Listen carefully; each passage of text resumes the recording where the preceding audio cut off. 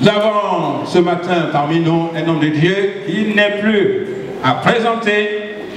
Nous le connaissons très bien. C'est mon dévancier, mon aîné dans le ministère.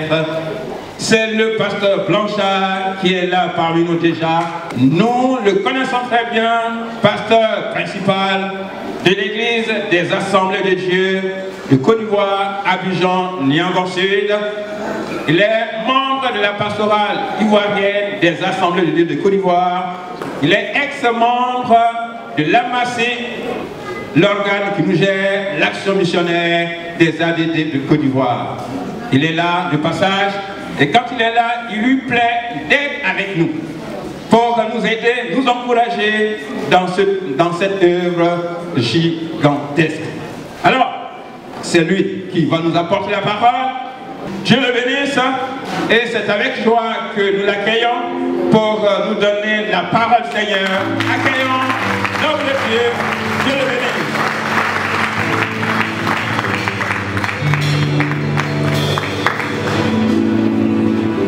Gloire à Dieu. Voilà, bonjour à toutes, bonjour à tous.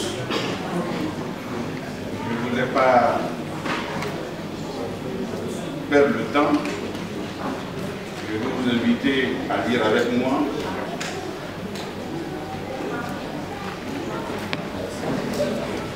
dans l'Ancien Testament, dans le livre de Josué, au chapitre 10 jusqu'au verset 43, verset 1 à 43. Josué chapitre 10, verset 1 à 43. Alors je me ferai aider dans la lecture. Nous allons subdiviser les 43 chapitres. Donc nous allons demander à 4 volontaires qui vont lire chacun au moins 10 versets.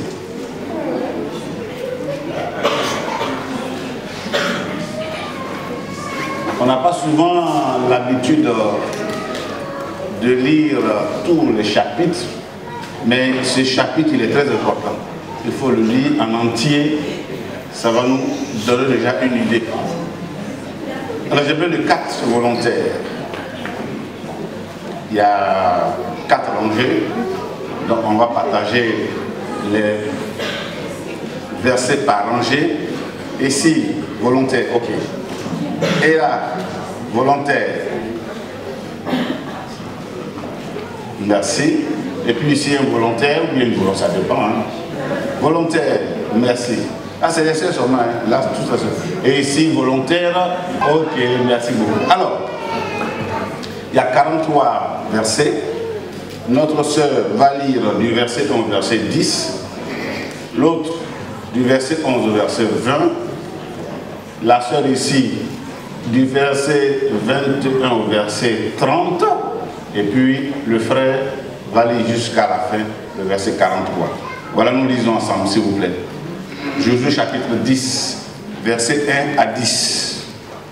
Josué chapitre 10, verset 1. À partir du verset 1. Adoni-Sédec, roi de Jérusalem, apprit que Josué s'était emparé d'Aï et l'avait dévoué par interdit, qu'il avait traité Aï et son roi comme il avait traité Jéricho et son roi, et que les habitants de Gabaon avaient fait la paix avec Israël et étaient au milieu d'eux.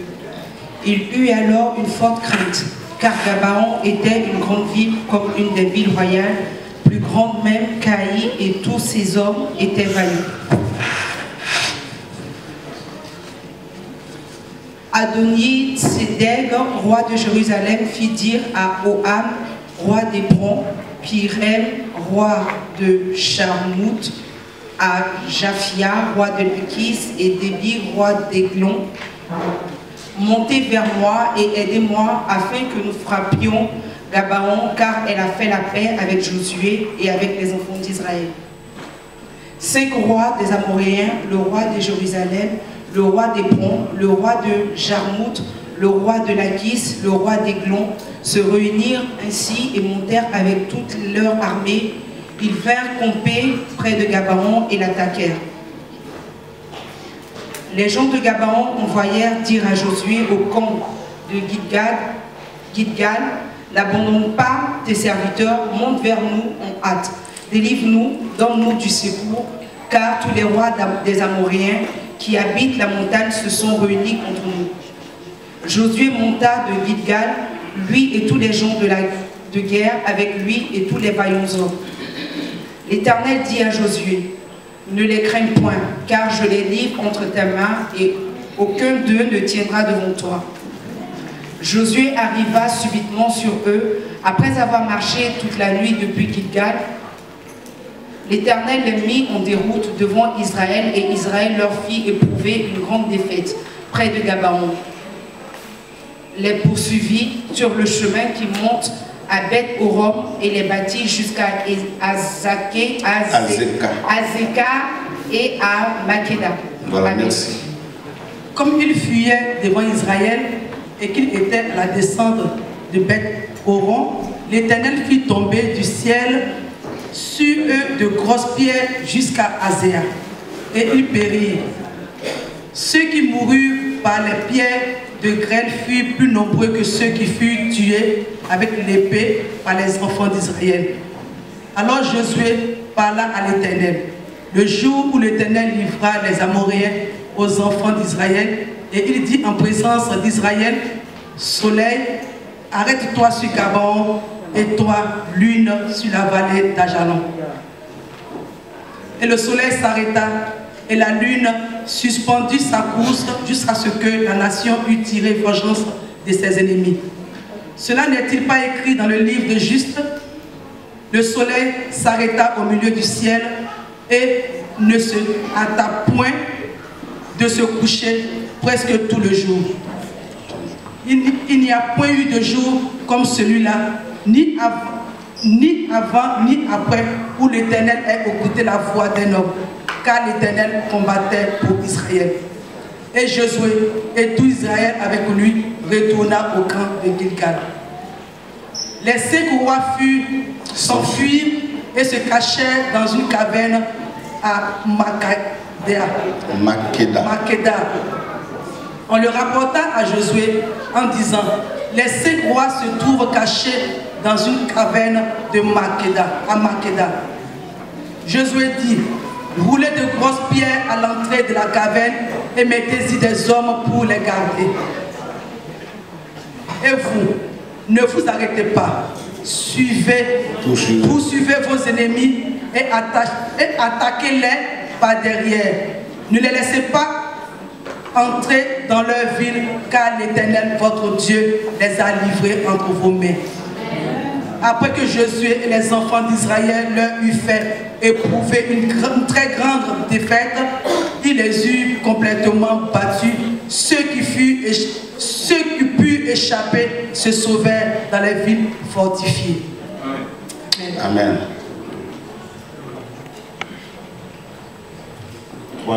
La troisième sœur, à partir du verset 21. Et tout le peuple revint tranquillement au camp vers Josué et Makeda, sans que personne remuât la langue contre les enfants d'Israël. Josué dit alors, ouvre l'entrée de la caverne, fais-en sortir ces 5 rois, et emmène-les-moi. Ils firent ainsi, et lui emmenèrent les 5 rois qu'ils avaient fait sortir de la caverne. Le roi de Jérusalem, le roi d'Hébron, le roi de Jarmuth, le roi de Laquis, le roi d'Eglon. Lorsqu'ils eurent emmené ces rois devant Josué, Josué appela tous les hommes d'Israël et dit aux chefs des champs, aux chefs des gens de guerre qu'ils avaient marché avec lui. Approchez-vous, mettez vos pieds sur les coups de ces rois. Ils s'approchèrent et mirent leurs pieds sur leurs coups. Josué leur dit, ne craignez point et ne vous effrayez point. Fortifiez-vous et ayez du courage, car c'est ainsi que l'Éternel traitera tous vos ennemis contre lesquels vous combattez. Après cela, Josué les frappa et les fit mourir. Il les pendit à 5 arbres et ils restèrent pendus aux arbres jusqu'au soir. Vers le coucher du soleil, Josué ordonna qu'on les descendît des arbres. on les jeta dans de la caverne de grosses pierres qui y sont demeurées jusqu'à ce jour. Josué prit Makéda le même jour et la frappa du tranchant de l'épée. Il dévoua par interdit le roi de la ville et tous ceux qui s'y trouvaient. Il n'en laissa échapper aucun. Et il traita le roi de Makéda comme il avait traité le roi de Jéricho. Josué et tout Israël avec lui passa de Makéda à Libna et il attaqua Libna. L'Éternel la livra aussi avec son roi entre les mains d'Israël et la frappa du tranchant de l'épée. Elle et tous ceux qui s'y trouvaient, il n'en laissa échapper aucun. Et il traita son roi comme il avait traité le roi de Jéricho. Amen. Voilà. La dernière personne va finir tout le chapitre du verset 31 au verset 43. On y va.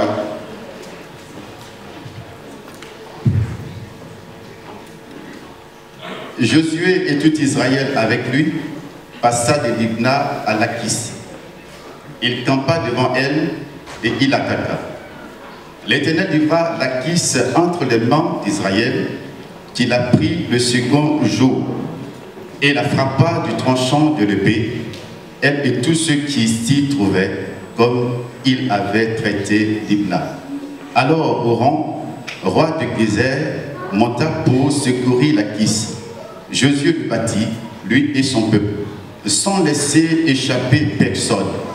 Josué et tout Israël avec lui passa de Lachis à Églon. Ils campèrent devant elle et ils l'attaquèrent.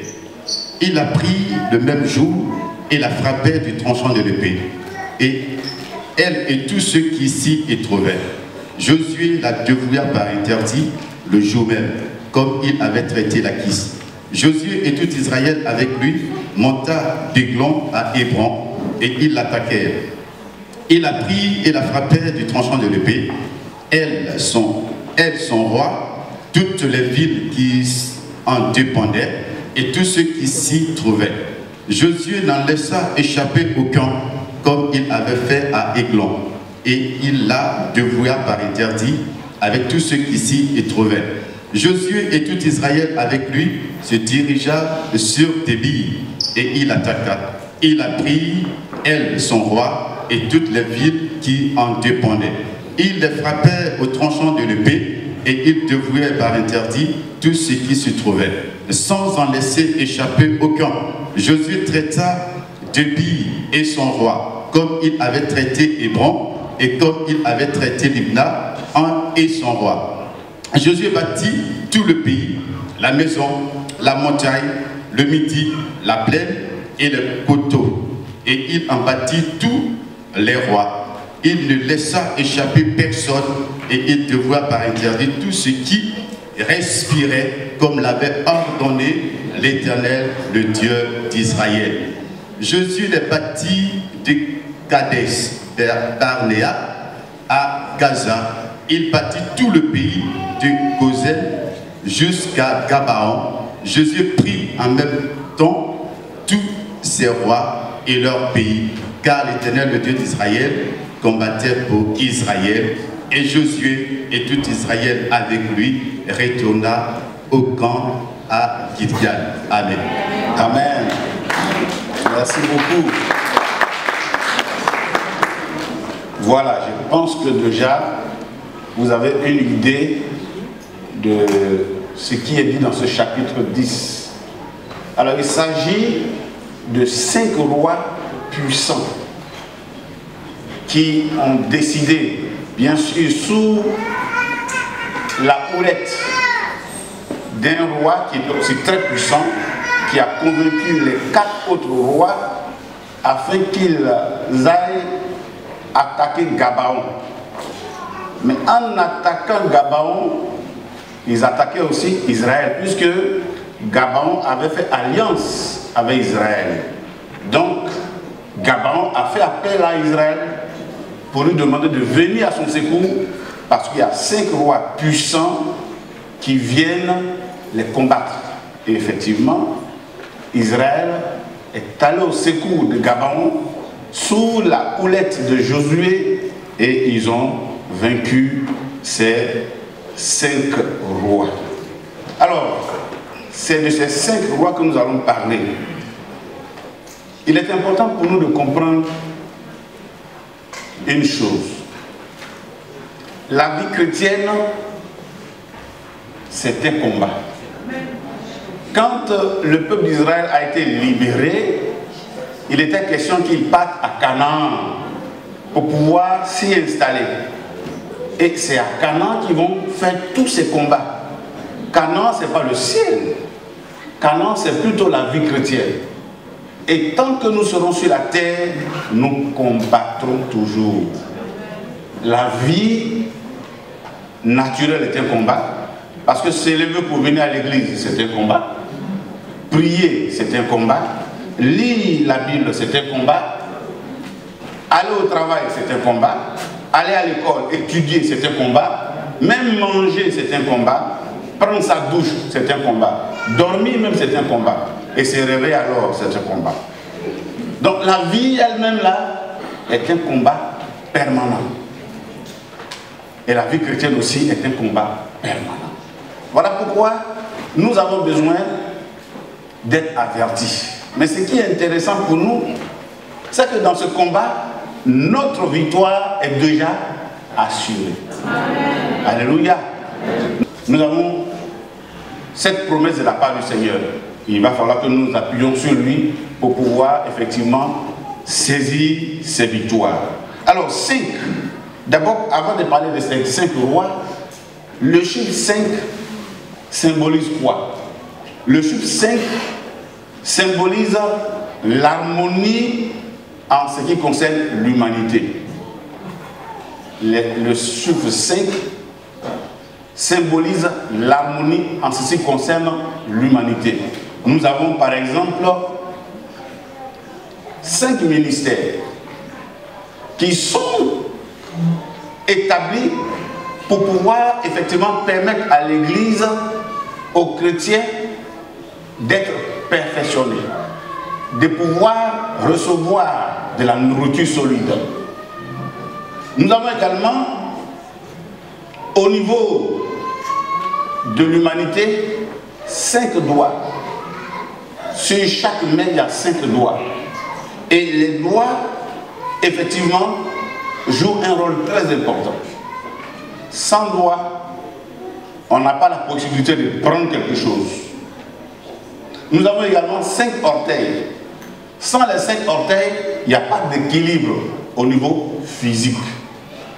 Donc c'est pour dire quoi? C'est pour dire que ces éléments-là jouent un rôle très important. Nous avons également 5 sens. Ces sens nous permettent de pouvoir apprécier, connaître, évaluer, toucher, sentir, comprendre, entendre, parler. Et tout ça, ça fait l'harmonie de l'humanité. Ça fait que l'homme est homme. Ça fait que l'homme est homme. Alors, nous avons également le fait que ces rois étaient 5. Et leur but, c'était de pouvoir exterminer non seulement Gabon, mais aussi tout Israël. Et nous avons un ennemi commun qui, lui, veut nous empêcher d'avoir tous ces privilèges spirituels, de pouvoir entrer dans le repos du Seigneur. Quand nous lisons bien dans la parole de Dieu, il est parlé d'un autre roi qui, lui, avait une manière de traiter ses ennemis. Quand il les attrapait, il leur coupait les 10 doigts, les 5 doigts de chaque main et les 10 orteils de chaque pied. Et quand il fait comme ça, l'ennemi est carrément amenuisé, affaibli, diminué, il ne peut rien faire. Heureusement, lui aussi, il a eu le même sort. Quand il a été pris par Josué, Josué a demandé que ces 5 doigts de chaque main, ces 5 orteils de chaque pied soient aussi coupés comme il a fait pour les autres personnes. Alors, le but de notre adversaire, le but de tous ceux qui sont contre nous, dirigés par le diable, c'est de pouvoir effectivement nous empêcher de profiter de toutes les grâces du Seigneur et d'être heureux en tant que chrétien, en tant qu'enfant de Dieu. C'est pour ça qu'il s'attaque, par exemple, à tous nos sens. Il s'attaque à nos yeux. Le fait de pouvoir s'attaquer à nos yeux, c'est de faire en sorte que nous n'ayons pas une bonne vision du Seigneur Jésus. Que nous n'ayons pas une bonne vision de la vie chrétienne. Que nous n'ayons pas une bonne vision du service de Dieu. Et à ce sens, nous sommes carrément paralysés. L'Église est paralysée. Et nous voyons également que ces rois sont dangereux. Très dangereux. Et il va falloir ne pas s'amuser avec eux. Il faut que nous puissions, c'est vrai, les connaître, les identifier, mais aussi chercher à les vaincre si nous voulons connaître la plénitude de la vie spirituelle en Christ. Parce que la Bible dit, et c'est Jésus qui l'a dit, dans Jean chapitre 10, je suis venu afin que mes brebis aient la vie et qu'elle ait cette vie en abondance. Dieu ne veut pas que nous soyons des chrétiens médiocres. Il ne veut pas que nous soyons des chrétiens à peu près. Il ne veut même pas nous bénir à peu près. Parce que la Bible dit, nous avons été bénis en Christ de toutes sortes de bénédictions dans les lieux célestes. Et tout cela est en Christ. Donc il est important pour nous, frères et sœurs, de pouvoir entrer en possession de toutes ces bénédictions. Ne nous contentons pas seulement des miettes de bénédictions. Non, non, non, non. Vous savez, il y a des gens dans la vie qui sont sans ambition. Ils ont un petit boulot, ils s'accrochent à ces petits boulots-là, ils ne cherchent pas à aller de l'avant. Il y a des chrétiens comme ça aussi. Ils s'engagent dans le Seigneur, après le baptême d'eau, ils font tout pour avoir le baptême de Saint-Esprit terminator. Ils sont assis maintenant, c'est tranquille, ils sont tranquilles comme ça. Dans la vie, on est de l'ambition. C'est vrai qu'il ne faut pas avoir la folie de la grandeur, mais quand même, il faut chercher à viser plus haut. Il faut chercher à aller de l'avant, à progresser et à prospérer. D'ailleurs, la Bible dit, c'est un ami qui dit à son ami, mon ami, je souhaite que tu prospères à tous égards. Que tu prospères à tous égards. Ça, c'est important, ça. Comme prospère l'état de ton âme. Il le faut. Voyons rapidement le premier roi. Le premier roi s'appelle Adoni-Sédek. Adoni-Sédek. Il était roi de Jérusalem. Et son nom signifie Seigneur de justice. Ça ne vous dit pas quelque chose? Il n'y a pas un autre roi qui a aussi presque la même signification de nom comme lui? C'est qui? Melchisedec. Melchisedec. Roi de Jérusalem. Roi de Salem.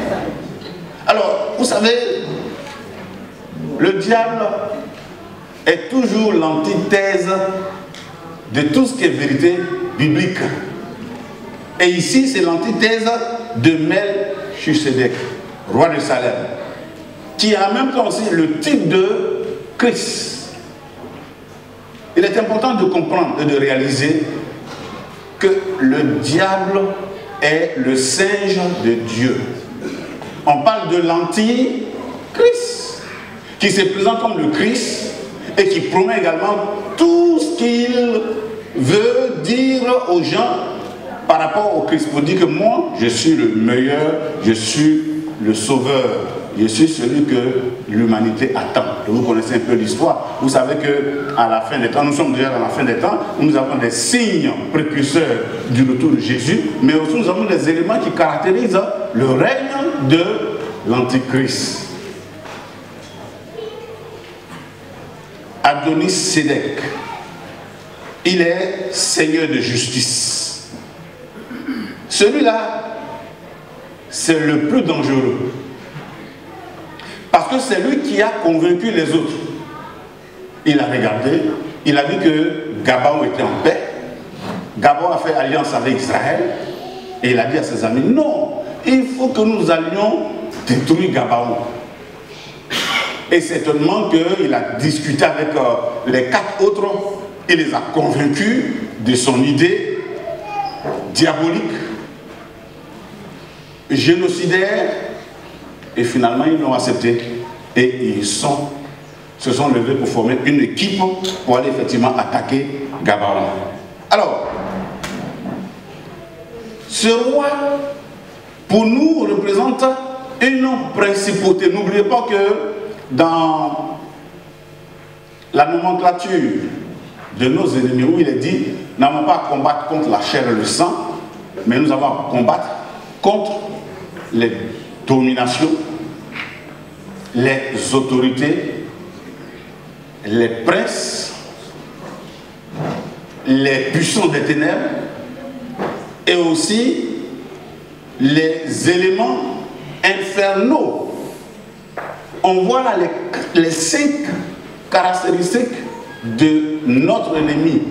Et même on peut aussi voir l'esprit de ces 5 rois dans ces éléments concernant nos ennemis qui nous attaquent. Il est le plus dangereux parce que c'est lui qui décide, c'est lui qui encourage, c'est lui qui commande et c'est lui qui crée les situations. Alors son but c'est quoi? D'abord, sur le plan spirituel, il veut régner sur la propre justice.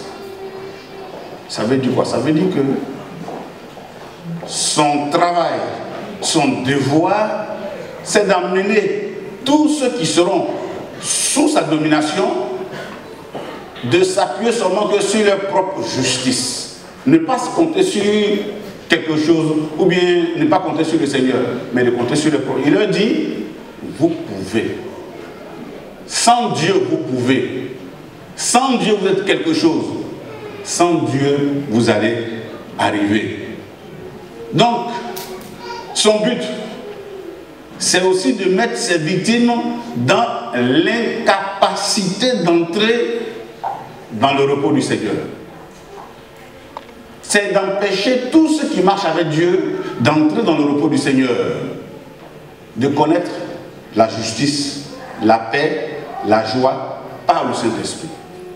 C'est pour ça qu'il est dangereux, c'est pour ça que nous devons le combattre.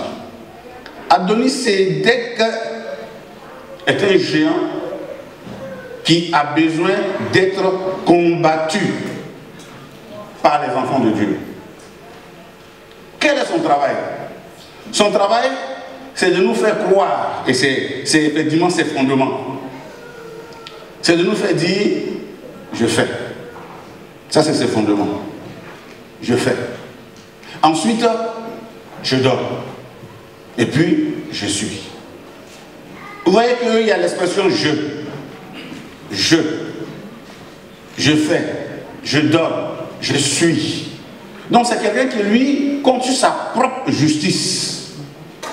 Et quand l'Église compte sur sa propre justice, nous connaissons aujourd'hui l'histoire d'Israël qui compte sur sa propre force, sur sa propre justice, sur sa propre capacité. Et malheureusement, elle a balayé du revers de la main l'œuvre sacrificielle de Jésus. Et la nation d'Israël connaîtra plus tard le Christ. Mais pour l'heure, elle compte sur sa force militaire. Et le temps viendra où elle sera abandonnée en tant que nation au prix de plusieurs armées qui vont jusqu'à tuer 2/3. C'est en ce moment-là que cette nation connaîtra qu'elle est faible et qu'elle va crier à Dieu et Jésus va descendre des cieux sur le mont des Oliviers qui s'effondrera en deux et dans cette vallée, alors Israël va s'enfuir. Est-ce qu'il n'y a pas aussi dans l'Église des gens qui comptent sur leur propre justice, qui comptent sur leur propre justice, qui ne veulent pas compter sur la grâce de Dieu, qui veulent faire d'elles-mêmes certaines choses. Et ça pose un problème. Voilà un homme qui voit son ami en train de prier, et puis lui aussi vient prier. Il dit, Seigneur, je te remercie. de ce que je ne suis pas comme le reste des gens de ce monde. Comme ce pauvre publicain-là, qui est devant moi, là. Moi, je gêne chaque semaine. Je donne la dîme de tous mes revenus, etc. Si vous connaissez l'histoire. Voilà quelqu'un qui se voit juste devant Dieu et il construit sa propre justice. Et quand un chrétien a un tel comportement, a un tel langage, c'est dangereux. C'est très dangereux. Parce qu'il va passer à côté du plan de Dieu et même de la volonté de Dieu par rapport à sa vie. C'est également le fait que ce roi veut que les chrétiens, cet esprit, je dirais même cet esprit, puisque ce roi est caractérisé par un esprit, finalement c'est une principauté spirituelle, qui veut que les chrétiens soient toujours en train d'extérioriser tout ce qu'ils ont, tout ce qu'ils savent, tout ce qu'ils peuvent. Et comme sur eux-mêmes, ils peuvent tout faire, ils savent tout faire, et ça va poser un problème. Vous savez que dans le Nouveau Testament, il était question d'un père, un roi qui a organisé un festin, et il a demandé à ses serviteurs d'aller inviter tous ceux qui étaient dans les rues, les boiteux, les aveugles, etc., les estropiés. Puisque ceux qu'il avait invités n'étaient pas venus. Celui-ci a dit non, je viens d'acheter un champ, il faut que j'aille travailler dedans. Il y a un autre qui dit bon, je viens de me marier, je ne vais pas, selon la loi, abandonner ma femme, etc. etc. Chacun s'est excusé. Il dit bon, comme il n'y a personne, allez-y dans les rues, ramassez tous ceux qui sont là et faites-les venir pour que la salle soit remplie. Et c'est ce qui a été fait. Il était content, il a commencé un peu à passer en revue ses invités, et puis il voit un parmi eux qui n'était pas vêtu en habit de noces. Alors ça surprend parce qu'on s'est dit, mais d'où ça sort cette loi d'habit de noces? Effectivement, selon quelques éléments historiques, il y avait, on a vu, je ne sais pas s'il faut dire la chorale, mais le groupe musical, qui ont tenu là ce matin. Vous voyez? Dès que vous voyez, vous savez que ça, c'est des éléments du groupe musical, de la chorale, n'est-ce pas? Voilà. Et ils avaient une chambre où les habits de noces étaient stockés. Donc chacun venait pour prendre cette tenue. Pourquoi? Quand vous voyez les membres de la chorale du groupe musical habillés, est-ce que vous faites la différence? Non, non, non. C'est la même tenue. C'est la même chose, vous voyez. Non, c'est pour que les invités du roi ne se sentent pas peut-être inférieurs ou bien supérieurs à l'autre. Tout le monde est sur le même pied d'égalité. Donc il y a une tenue qui est portée par tout le monde. Donc celui qui arrive, on ne dira pas que c'est un estropié, c'est un... Non, non, non. Tu as la même tenue que même celui qui est riche. Et c'est comme ça. Le Seigneur nous regarde, c'est comme ça que le Seigneur nous voit. Nous sommes égaux. Nous sommes au même niveau. Il rentre, il s'est dit, mais non, mais moi, qu'est-ce qu'il va faire avec ces habits-là? Il faut peut-être qu'il était bien habillé, je ne sais pas, et il voulait quand même peut-être montrer sa tenue. Donc il voulait se différencier des autres. Donc quand le roi est arrivé, il dit, mais toi, comment est-ce que tu es entré? Pourquoi tu n'es pas en habit de noces? Mettez-le dehors. Voilà quelqu'un qui compte sur sa propre justice. C'est un vantard. C'est quelqu'un qui ne vit que de l'extérieur. Mais comme on le dit, le fond là est vide. Le fond est vide. C'est l'hypocrisie. Et c'est cet esprit-là que nous devons combattre. Pour éviter tout esprit d'hypocrisie, pour que nous puissions effectivement être sincères avec Dieu. Effectivement, c'est un ennemi très dangereux. Très dangereux. Parce que le fait de faire semblant d'être chrétien, c'est dangereux. Ça, c'est Adonis, c'est l'esprit d'Adonis Sédek. Et ce qu'il voulait pour Gabaon, pour Israël, c'est cela. Bon, c'est vrai que Gabaon a une autre histoire. Gabaon est venu par ruse pour s'allier à Israël. Voilà pourquoi Israël est dans le combat. Puisque Israël même est attaqué à cause de Gabaon. Si ce n'était pas le cas, Israël serait tranquille. Vous remarquez que ici, ce n'est pas Israël qui engage le combat, mais il est attaqué par les ennemis. Il est important pour nous, frères et sœurs, de pouvoir effectivement combattre tout ce qui est propre justice pour nous revêtir de la justice de Dieu. La Bible dit que Christ a été fait pour nous justice, sanctification, et puis quoi?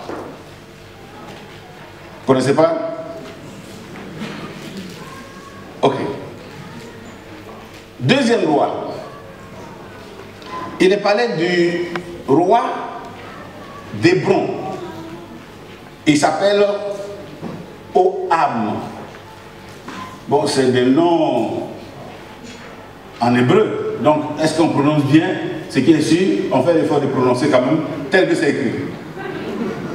C'est ça, non? Voilà. C'est comme vous prononcez le nom d'un bébé. Vous dites Kuiper. Oh, c'est Kypre. Le blanc dit Kuiper, ou bien l'américain dit Kuiper. Quand c'est écrit Kuiper, c'est comme j'étais allé à l'ambassade des États-Unis pour prendre un visa. Et je me trouvais avec un monsieur qui s'appelait Zamblé Bizamblé. Alors l'américain, il prend l'autre monsieur, il dit Zambol by Zambol. Donc il est assis là, c'est pas lui. Zambol by Zambol. Il a même dit, mais est-ce que c'est pas toi on appelle là? Il dit, attends, il va aller voir. Il dit, ah, c'est moi. Il dit, c'est vous, mais on vous appelle. Il dit, mais mon nom, c'est pas Zambol by Zambol. C'est Zamblé Bizamblé. Donc, si on prononce mal ce nom hébreu, ça, c'est pas grave. Oham, roi d'Hébron. Son nom signifie que l'Éternel force. Donc, il symbolise celui qui doit être stimulé pour avancer et dont la volonté est molle. On peut dire un mouman, une femme qui est molle, un homme qui est mou, qui ne bouge pas. C'est un esprit très dangereux à combattre. Parce que cet esprit ou cette principauté spirituelle communique la tiédeur, le compromis, le cœur partagé et les décisions permanentes. Vous savez que Israël a mangé le pain des Gabonites. Comment? En négligeant l'ordre ou le commandement de Dieu. Dieu avait dit de ne pas s'allier à aucun de ces peuples-là, de les exterminer.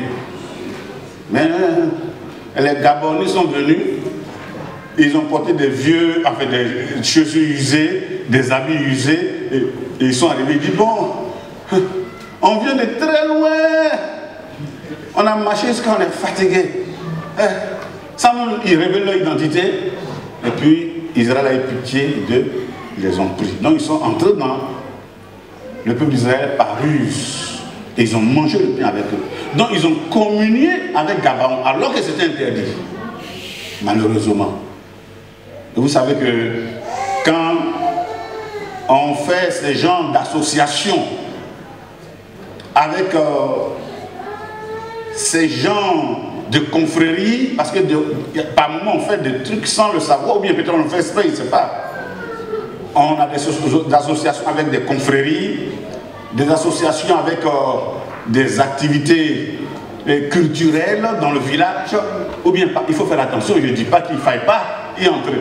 On dit, dans le village, on va construire un hôpital, on va construire une école primaire, ou bien bitumer les routes. Mais en tant qu'enfant de Dieu, vous faites quoi? Vous participez, n'est-ce pas? Mais si on me dit, bon, on va cotiser pour la fête des générations. Alors là, hein, il y a de quoi, n'est-ce pas? Donc il faut faire attention pour ne pas s'associer à certaines choses ou accepter certaines invitations. Parce que souvent, c'est des éléments, c'est des esprits qui nous amènent à être mous. C'est des éléments spirituels qui nous attiédissent, qui nous empêchent même de progresser et de prendre des décisions. Il faut éviter de pouvoir tomber dans ces pièges-là. Parce que les conséquences, nous les connaissons. Israël était tombé effectivement dans une certaine léthargie, une certaine acceptation de ce qu'il ne fallait pas accepter. Donc il y avait un copinage, un genre de copinage avec ceux qu'il ne fallait pas prendre. Et c'est eux maintenant qui leur ont apporté des problèmes et des difficultés. Et souvent, quand on fréquente ces genres de lieux, ces genres d'associations, ces genres de confréries, c'est la poisse qui nous poursuit. C'est pour ça qu'il faut faire attention.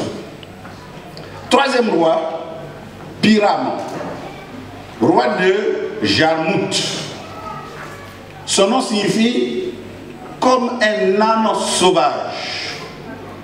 Alors lui là, il symbolise sur le plan spirituel l'entêtement, la désobéissance. L'entêtement, la désobéissance. Cet esprit prend pour appui la rébellion. C'est quelqu'un qui s'entête comme un âne. Vous connaissez le comportement de l'âne. L'âne s'entête volontairement. Il se rebelle même. Vous connaissez l'histoire de Balaam. Balaam, il a été coopté par Balak pour lui dire, bon, il faut qu'il était prophète. Il faut que tu ailles maudire Israël pour qu'il soit affaibli et que je puisse le vaincre. Il dit, bon, laisse-moi le constituer Dieu. Il va, il revient, il dit, Dieu dit non. Il dit, encore, Dieu a dit non. Viens. Il sort beaucoup d'argent, il lui donne. Il dit, bon, attends, je vais aller constituer Dieu. Il va changer d'avis. Vous savez, la Bible dit, les présents font quoi? Ah ouais, les présents corrompent les cœurs. Bon, attention, hein, c'est pas par rapport à vos présents. Si vous me donnez, je prends. Ça ne va pas corrompre mon cœur. C'est pas parce que vous voulez me corrompre aussi, n'est-ce pas? Voilà. Donc on ne dit pas, on ne peut plus faire cadeau au pasteur Nyangou, et sinon, on va le corrompre. Encore vous allez le corrompre. Au côté, vous le bénissez, vous l'arrangez. Mais on connaît ceux qui sont des corrupteurs et des corrompus. On sait, on les connaît. Donc, il faut que nous puissions effectivement veiller dessus. La rébellion. Et Balaam revient comme quoi pour lui Dieu change la vie. Dieu ne change pas David. Même dans sa volonté permissive, il ne change pas David. C'est parce qu'il voit que tu t'entêtes, il dit bon va, il faut aller. Et c'est comme ça qu'il a fait à Balaam. Balaam insistait tellement, puisqu'il a été corrompu par l'argent de Balak, il est monté sur une ânesse. Et en partant, Dieu a ouvert. Vous savez que Dieu même, Dieu il est intéressant et à la fois il est complexe. Et il utilise même des animaux. Donc il a ouvert les yeux de l'ânesse qui a vu qui? Il y avait un petit passage comme ça. Il y avait un ange qui était là avec une épée flamboyante, prêt à couper la tête de celui qui allait s'hasarder là. Et l'ânesse s'est arrêtée. Balaam le frappe, ou bien une ânesse, n'est-ce pas? La frappe. Il dit mais c'est quoi? Pourquoi tu me tapes? Mais pourquoi tu n'avances pas? Il dit mais depuis que je suis avec toi ici là, je ne vais pas refuser de partir, je fais ta volonté. Là c'est comme ça, il s'est écrit dans la Bible, il dialoguait là, vous voyez? Et Balaam dit non, il dit mais pourquoi aujourd'hui je refuse? Mais regarde devant toi. Et Balaam regarde. C'est maintenant que ses yeux s'ouvrent, il voit l'ange avec une épée flamboyante. Il dit ah, heureusement que l'ânesse t'a parlé, sinon toi là, c'était ton cadavre. En fait, il est tombé dans la volonté permissive de Dieu, pas parce que Dieu était d'accord. Il y en a qui forcent tellement Dieu. Ils forcent la main de Dieu. Dieu dit va. C'est comme un parent. savez, ici, bon, je n'ai pas besoin de le dire, vous le savez. Aux États-Unis, comme ici, d'abord c'est les enfants. Après les enfants, c'est les femmes. Après les femmes, c'est les animaux. Après les animaux, maintenant, c'est les hommes, les pauvres. Vous savez ça, non? Bon, je ne vais que répéter ce que vous savez déjà. Et voilà qu'un frère africain, ivoirien, est allé chez un Américain. Ils étaient en train de faire des travaux dans sa maison. Et le fils de l'Américain a pris une pointe. Et il est en train d'introduire dans une prise de courant. Non, il dit à l'enfant, ne fais pas. L'enfant s'est fâché. Il y a un mec qui m'a dit ça. Parce qu'à eux-mêmes, il faut jamais parler. Il y a un qui m'a dit, mais de quel droit tu me donnes des ordres? Es-tu mon père et ma mère? C'est leur père, enfin leurs parents qui écoutent seulement, c'est tout. Donc il ne veut pas écouter le frère. Il va dire à son papa, mais ton fils, il dit, il faut le laisser. Les enfants d'ici là, ils sont comme ça. Il faut le laisser. Courant là, ça tue pas. Ça tue pas. C'est vrai, chez eux là-bas, c'est 110 volts. Chez vous ici, c'est 220. Ça tue pas. Ça va le corriger. Laisse. Et il a pris le fer, il a introduit dans la prise. Ah non, non, non. L'enfant s'est retrouvé de l'autre côté là-bas. Il était serein, il était calme. Il voit sa petite s'est passée. Il dit non, ne va pas, viens ici. Ça c'est bon. Il dit, tu as vu? Il a compris.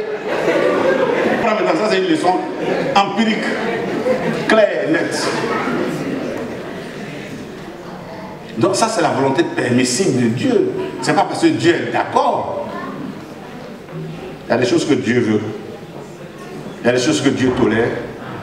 Il y a des choses que Dieu permet. Il y a des choses que Dieu refuse quand même. Donc il va falloir que nous puissions connaître ces choses-là. C'est vrai que c'est pas facile, bon, c'est pas le sujet. On en parlera la semaine prochaine.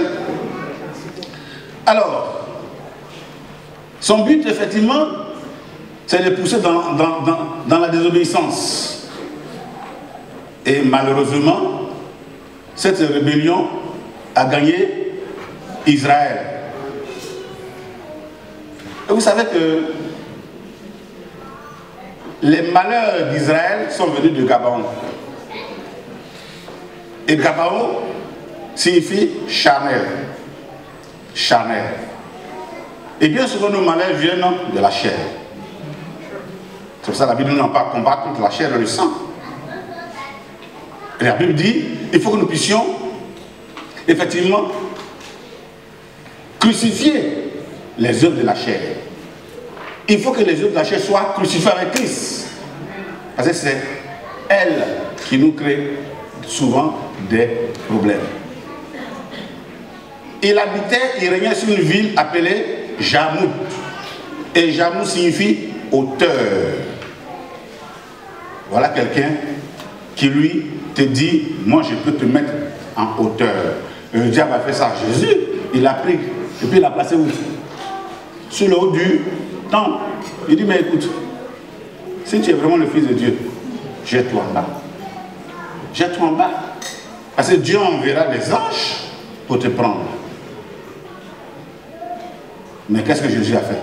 Jésus n'a pas accepté. Donc nous avons besoin de combattre cet esprit qui est l'esprit d'orgueil spirituel. Hauteur, il y a également l'idée de forteresse. Parce que les forteresses nous permettent de pouvoir nous fortifier. Et vous savez que dans l'Antiquité, les forteresses jouaient un rôle très important. Mais aujourd'hui, on a, sur le plan spirituel, des personnes qui se mettent dans des forteresses, qui sont embrigadées par des idées préconçues, par des conditions. Ah, il y a beaucoup de personnes qui ont des conditions, hein? Et vous les seuls, là, vous avez des conditions, vous n'avez jamais marié, hein? Il y en a qui ont tellement de conditions que tout le monde les fuit. Ah. J'ai un ami qui devait se marier. Bon, madame Dadier, elle sait de quoi il parle, puisqu'on a fait tout le camp ensemble, on a fait la jeunesse ensemble. Donc, c'était le temps de se fiancer pendant ces camps. À l'église, on ne se fiançait pas. Plus on ne se connaissait pas. On avait 15 jours de retraite spirituelle. d'accentuation spirituelle. Et là, chacun cherchait Dieu, la volonté de Dieu, et en même temps son fiancé, sa fiancée. Parce que pendant 15 jours ensemble, là, et on prie. Et lui, il me dit que lui, il veut se fiancer qu'avec une fille vierge. Je lui ai dit, mais cet homme est vierge. Lui, il donne des conditions, alors que lui-même, il n'accomplit pas les conditions. Il y a des gens comme ça, il y a des soeurs comme ça, il y a des frères comme ça. Ah non, moi, non. Ah oui, et tu vas rester comme ça. Parce que tu t'es mise dans une sorte de forteresse. Et personne ne peut t'approcher. Il y a des gens qui ne peuvent pas approcher. Là. Non. Il ne salue personne. Il n'appelle personne. Il ne rend visite à personne. Il rit avec personne. Il s'approche de personne. Il ne mange avec personne. Et même ils sont personne. Et ça, c'est dangereux, ça. Alors, l'apôtre Paul nous demande de pouvoir combattre ces forteresses-là, ces hauteurs, selon 2 Corinthiens 10, versets 4 à 5. Le 4e roi s'appelle Japhia. Il est le roi de Lachis. Son nom signifie splendide, brillant. Splendide, brillant. C'est le symbole de la fierté et de la présomption. Voyez, qu'est-ce qui a fait chuter Lucifer? Parce que Lucifer signifie quoi? Lumière, axe brillant. Et c'était son nom, il avait ce beau nom-là. Et malheureusement, il a été précipité parce qu'il a eu la présomption de faire un coup d'état contre Dieu. Lui, il était fort, hein, lui, là. Mon Dieu.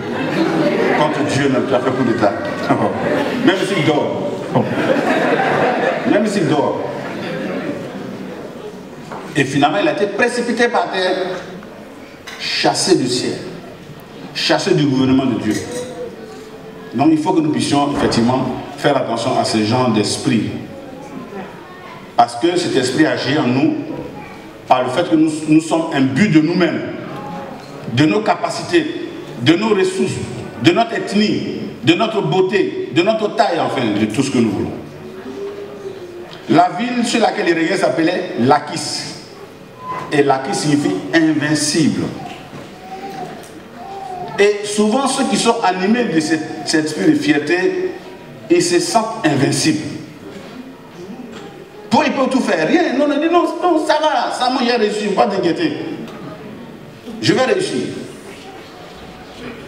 C'est comme il y avait un mécanicien, il s'appelait Mamadou. Et il y a un de ses clients qui l'appelle souvent. Il dit, Mamadou, la voiture est prête. Il dit, patron, tout est prêt. Il n'y a pas aucun problème. Tout est prêt.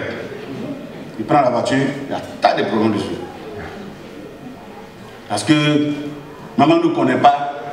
Au lieu d'aller demander aux autres pour l'aider, il ne veut pas. Est-ce que vous savez que personne ne connaît plus que l'autre? Moi, je ne connais pas plus que le pasteur Niankou.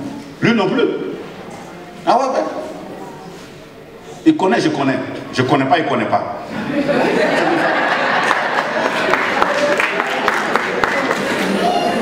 Mais la petite connaissance que chacun a, il faut la mettre au service de l'autre. Et c'est comme ça. C'est pour ça que dans l'église, personne ne doit se prévaloir d'un titre.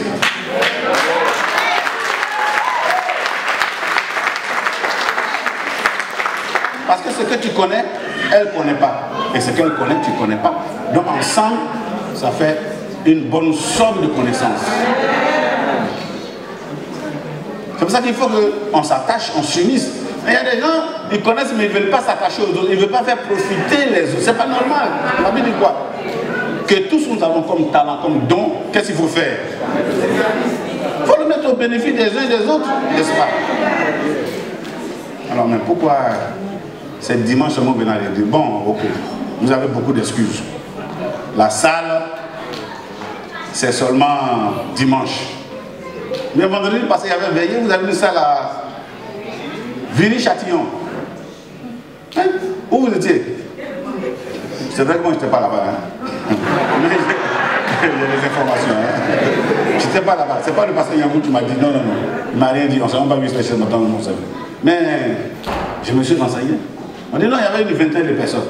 Il dit à moi comment? Un peu plus que 20. 30. Ah ouais, 30. Et puis tu as fait depuis 30. Virus seulement fait 30. Les locaux là, ils font 30. Les locaux là, ils font 30. Sans compter maintenant les Parisiens. Les Saint-Denis. Voyez? Or, vous avez des potentialités spirituelles pour aider certaines personnes. Mais si vous n'êtes pas là, comment ces personnes peuvent profiter? Amen. Ils ne peuvent pas. Puis il y a des frères ici qui ont des talents, mais ils sont assis dans l'église là. Ils ne veulent rien faire. C'est pas normal. Bref. Lakis, effectivement, signifie invincible. 5e roi, c'est Débir, le roi d'Aiglon. Son nom signifie à l'arrière. Et parle de ce qui se tient en arrière-plan, à l'arrière. C'est une appellation du Saint des Saints. Vous connaissez un peu l'histoire du tabernacle, n'est-ce pas? Le tabernacle est divisé en 3 compartiments. Il y a quoi? Il y a le parvis, ensuite le lieu saint, et puis le lieu très saint. Alors vous êtes très fort, hein? C'est bien ça. Vous connaissez votre Bible. Hein? Alors donc, ce qui était très difficile, je dirais même inaccessible, c'est le Saint des Saints. C'était réservé seulement à qui? Au souverain, sacrificateur. Il était quoi? Il était seul. Et même quand il entrait combien de fois? Une fois par an. Pour aller présenter les péchés du peuple, plus pour lui-même. Et qu'est-ce qui s'est passé? On attachait une corde et avec des chaînettes, des clochettes. Donc quand il marche, on sait qu'il est vivant parce qu'il peut ne pas sortir vivant, il peut mourir là-bas. On est le lieu très saint. Donc quand il meurt, personne ne peut aller le prendre. Le souverain sacrificateur est mort. Toi tu es qui? Donc on le tirait pour faire sortir son cadavre, au cas où il mourrait. Donc, cela nous amène à comprendre quelque chose de particulier. C'est quelque chose qui n'est pas à la portée de notre vue, n'est-ce pas? C'est caché. Et cet esprit, cette principauté spirituelle, règne sur les choses cachées. Les choses enfouies, les choses en sommeil. Et ça, c'est pas bon. Parce qu'il nous emmène à vivre dans la cachetterie. En cachette. On cache tout. Même dans le foyer, il y a des choses qu'on cache, n'est-ce pas? Voilà une sœur qui était fiancée à un frère. Et puis, bon, elle avait eu un problème.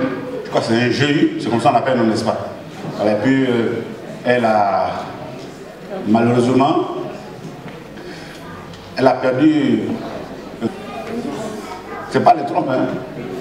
Dans les 2 trompes, on l'a enlevé. Et voilà qu'elle était dans l'impossibilité de féconder. Et pendant les fiançailles, elle n'a pas dit à son fiancé. Parce qu'elle dit que si elle lui dit, il va la laisser. Donc, elle n'a pas dit. Lui aussi, depuis qu'il est né, il n'a pas d'enfant. Elle, au moins, elle avait une fille. C'est dans ça après que, bon. Donc, pour lui, il espérait avoir un enfant avec sa femme, légitime. Donc, ils font tout. Il dit, mais on va à l'hôpital. Et elle n'a rien dit jusqu'à ce qu'ils aillent à l'hôpital. Que les résultats sortent et que le gynécologue établisse le fait. C'est maintenant, il va dire non, c'est-à-dire qu'il dit non. Tu as caché cacher. Non, on ne cache pas. Le frère il vient, il faut dire, voilà mon. Voilà mon frère. J'ai 2 enfants, hein. Tu peux voir, il y a 2 enfants. Tu m'as pris, tu prends les 2 enfants. Voilà. Il y a un qui a fui. Vous connaissez l'histoire? C'est dans la Bible là. Vous connaissez l'histoire, non? C'était le cas de qui? Une jeune femme du nom de Ruth. Ruth.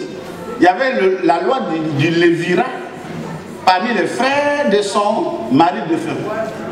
Ah non, Boaz n'a pas fui. Boaz, c'est lui qui a. Sinon, avant Boaz, il y en a qui sont venus nous fuir. Non, non, non. Parce que si tu prends Ruth, tu prends tout en même temps. Et c'est comme ça la loi.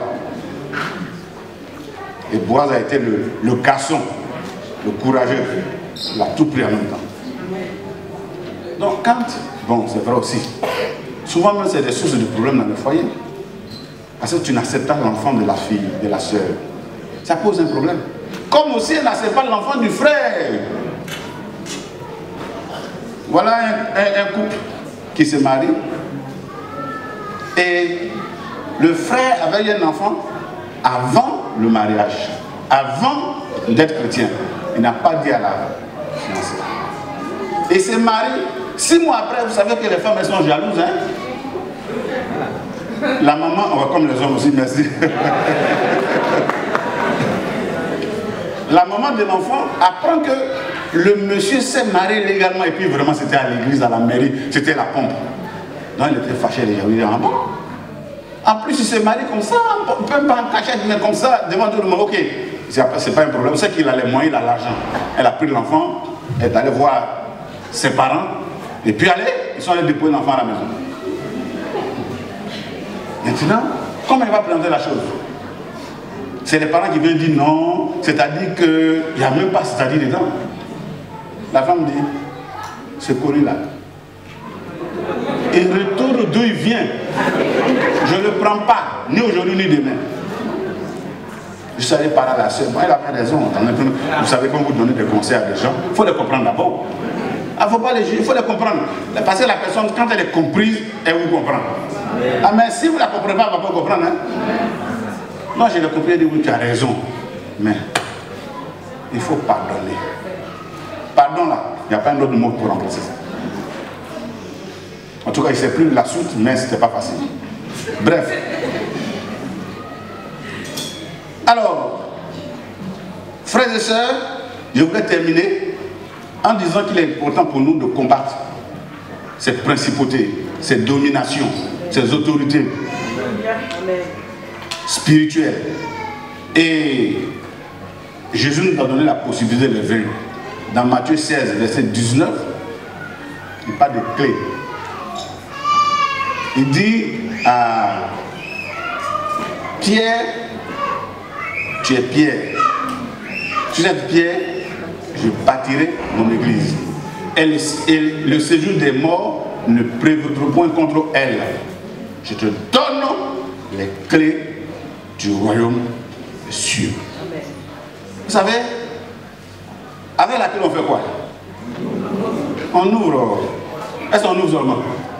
Ah voilà, non, il ne faut pas dire ouvrir seulement. On n'ouvre pas seulement. Hein? On ouvre, on ferme. On ouvre, on ferme. Dans la Bible, il y a des portes qu'on doit ouvrir, il y a des portes qu'on doit fermer. N'est-ce pas? Est-ce que vous savez que, bon, l'homme même là, il a plusieurs portes en lui. Vous savez ça, non? Vous savez ça? L'homme a plusieurs portes en lui. Les yeux sont une porte, la bouche une porte, une narine une porte. Tout, il y a beaucoup de portes. Bon, bref, je ne cite pas les autres.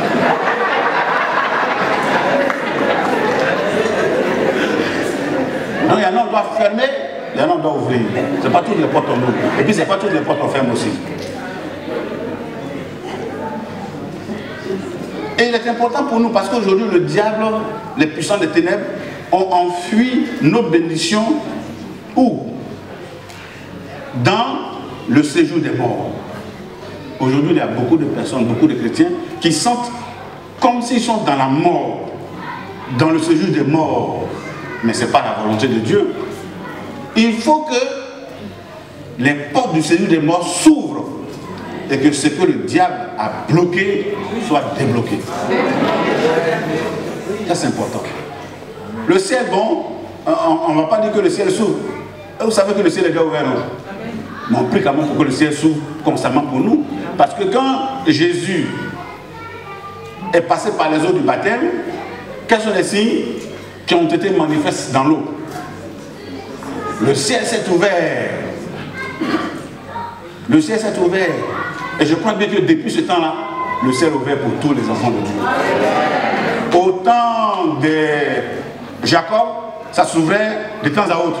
La première fois, il a vu le ciel ouvert et il a vu une chaîne sur laquelle descendaient les anges et remontaient. Mais Dieu n'est pas descendu. Quand vous lisez bien là, il dit que Dieu était là-bas. C'est les anges qui descendaient qui remontent. Mais avec Jésus, Dieu est descendu. Amen. Alléluia. Mais Jésus a dit, et plutôt quand il a dit, le ciel s'est ouvert, il y a une voix qui s'est fait entendre, voici celui-ci qui est mon fils bien-aimé, en qui j'ai mis toute mon affection. Voici celui-ci qui est mon fils bien-aimé. Ah, c'est parce que Jésus était bien-aimé que le ciel a été ouvert. Mais si ce n'est pas bien-aimé là, le ciel là, c'est ça ouvert pour les autres, mais pas ouvert pour toi, c'est fermé. C'est fermé. Donc il faut la clé. En même temps, la clé aussi c'est un pouvoir, n'est-ce pas? La clé c'est un pouvoir. Nous avons cette expression dans la Bible où il est dit domine. Nous sommes appelés à dominer nos ennemis. Et ça c'est important ça. C'est pour ça que nous devons utiliser ces clés. Il y a un président américain qui s'appelle Abraham Lincoln. Vous savez pourquoi il a été assassiné? C'est à cause d'une phrase qu'il a dite. Il a dit ceci: libérer les esclaves ne suffit pas, mais il faut maintenant en faire d'eux des citoyens. On l'a tué. Comment des esclaves vont devenir citoyens? Parce que lui dit on les a libérés. Mais écoutez, vous libérez les prisonniers, les esclaves, vous les laissez dans la rue comme ça. Encore une fois, on parle de qui? Des microbes. On parle des microbes. Ils sont sortis de la prison, ils sont versés maintenant dans la société. C'est des microbes. Et quand ces microbes vont, ils tuent. Ils infectent, ils tuent. Et ces microbes-là infectent la vie de la population. Donc Lincoln dit non. Non seulement on les libère, mais il faut faire de ces esclaves-là des citoyens. Ça c'est important. Dieu nous libère par l'œuvre de Jésus pour faire de nous des citoyens du ciel. Et en tant que citoyens du ciel, nous avons la victoire sur tous nos ennemis. Amen. Amen. Alors, je ne vais pas trop vous retenir.